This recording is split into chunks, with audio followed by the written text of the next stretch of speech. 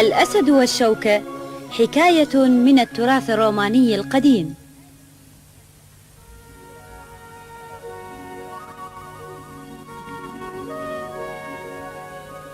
كان يا مكان في قديم الزمان، وفي مكان ما من أفريقيا راع طيب القلب.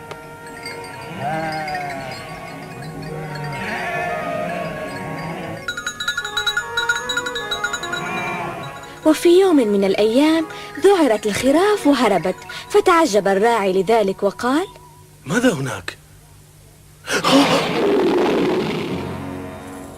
لقد كان أسداً، وقد اقترب من الخراف وزأر ورفع رجله الأمامية. لقد اعتقد الراعي بأن حياته قد انتهت، وما هي إلا لحظات ويفترسه الأسد، لكن الأسد لم يهاجم الراعي. وفتح الراعي عينيه ببطء متعجبا من سلوك الأسد، وتعجب أكثر عندما رأى شوكة مغروسة في قدم الأسد. هل تريدني أن أنزع الشوكة؟ حسنا. وتقدم الراعي من الأسد ونزع الشوكة من قدمه. هل أنت بخير الآن؟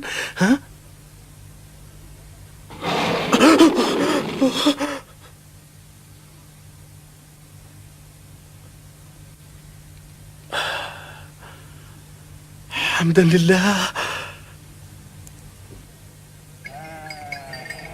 ومضت عدة سنين. لقد كانت روما في حينه دولة قوية ولها جيش قوي.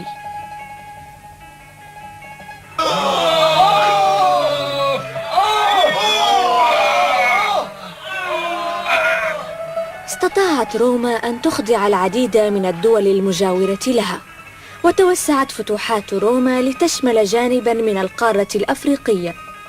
لم تكن الدول الأفريقية آنذاك في وضع يمكنها من الدفاع عن أراضيها، فسقط العديد من القتلى وأسر الآخرون، وكان الراعي ضمن الأسرى.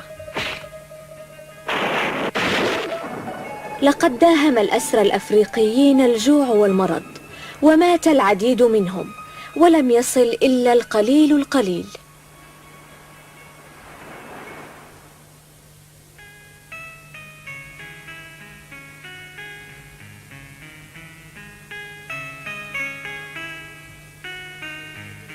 لم يكن ينتظر الأسرى الأفريقيين سوى الظلم والمهانة.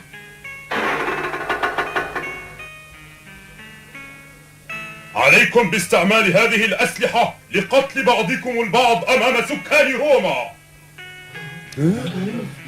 يا له من أمر مهين! لقد استمتع الرومان بمشاهدتهم الأسرى يقتل بعضهم البعض. لا، لن نقتل بعضنا، نحن أصدقاء، تربينا سويا ونشأنا سويا، نحن مواطنون من بلد واحد. سوف تقتلون في كل الحالات عدا الأخير، سوف يطلق سراحه ويصبح حرا. واحد فقط، نعم واحد فقط سيبقى حيا. أسمعتم؟ واحد فقط، أسمعتم؟ لقد تألم الأسرى لما سمعوه، وعرفوا بأن الموت ينتظرهم في جميع الأحوال. إن لم يكن على يد بعضهم فسيكون على يد الجنود الرومان.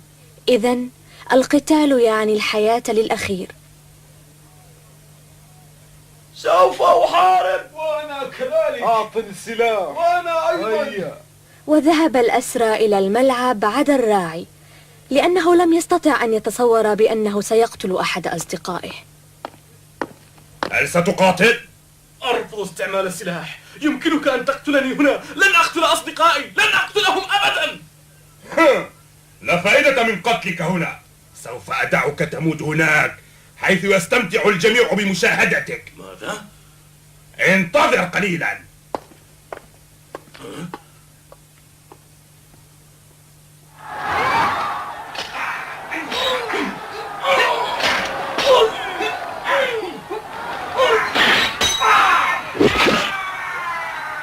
وهكذا ذهب الأسرى يقاتل بعضهم البعض طمعا في الحياة، ودون أن يكون لهم رغبة في القتل.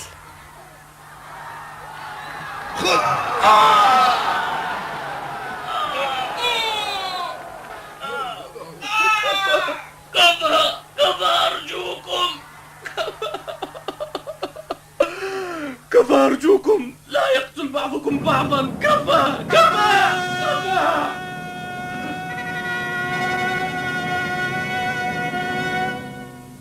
سكان روما، لقد هيأت لكم هذا اليوم عرضا مشوقا. لقد شاهدتم العديد من النزالات الفردية. ستشاهدون بعد قليل نزالا بين أسير وأسد جائع لم يأكل منذ عدة أيام. وعندما أحرك يدي سوف يدخل الحلبة أسد سيمزق جسم الأسير. أليس ذلك مشوقا؟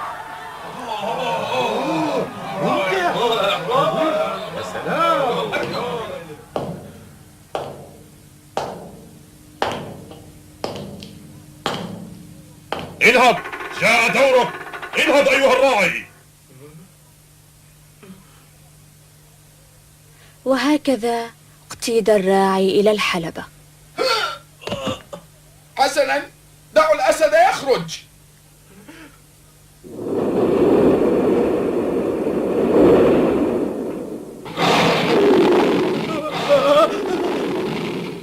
وتوجه سكان روما بأعينهم صوب الأسد والراعي، متلهفين لرؤية الأسد وهو يمزق جسم الراعي المسكين.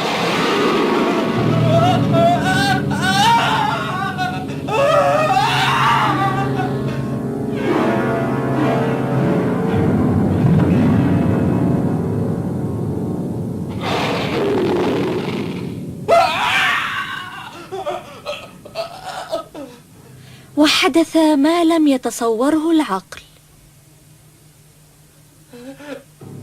لقد جلس الأسد إلى جوار الراعي بهدوء. لماذا لا تأكلني؟ هيا خلصني. ووضع الأسد قدمه على حضن الراعي جوابا على سؤاله.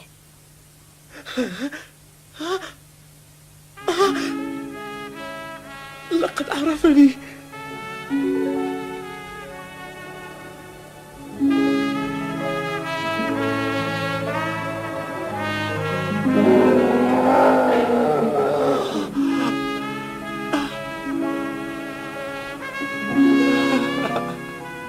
هذا صحيح، إنه نفس الأسد الذي أخرج الراعي الشوكة من قدمه. حدث ذلك قبل سنين. ماذا يحدث؟ لماذا لم يهاجم؟ هاتوا أسدا آخر. وفتحت الأبواب وقفز منها 3 أسود وشرعت بمهاجمة الراعي.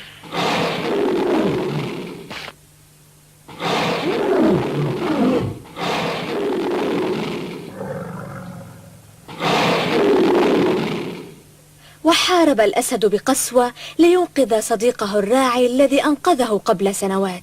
الأسود ال3 أوقفت هجماتها خوفا من الأسد المدافع وتراجعت. أما سكان روما فلم يصدقوا ما تراه أعينهم. أسد ينقذ حياة إنسان؟ ولكن الإمبراطور الجائر صرخ قائلا: تحالف بين الحيوان والإنسان؟ أيها الجند، اقتلوهما معا. هيا اقتلوهما. اقتلوهما معا. هيا اقتلوهما.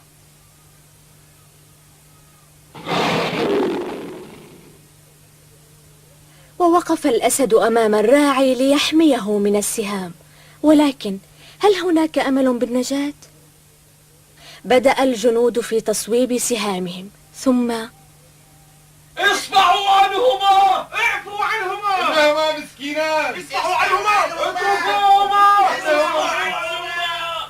إنها أصوات سكان روما. اصفعوا عنهما.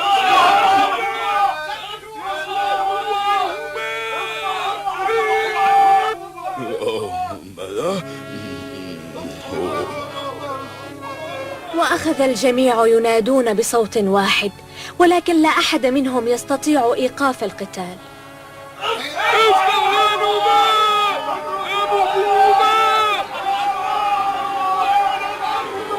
ماذا؟ حسنا، اصفحوا عنهما.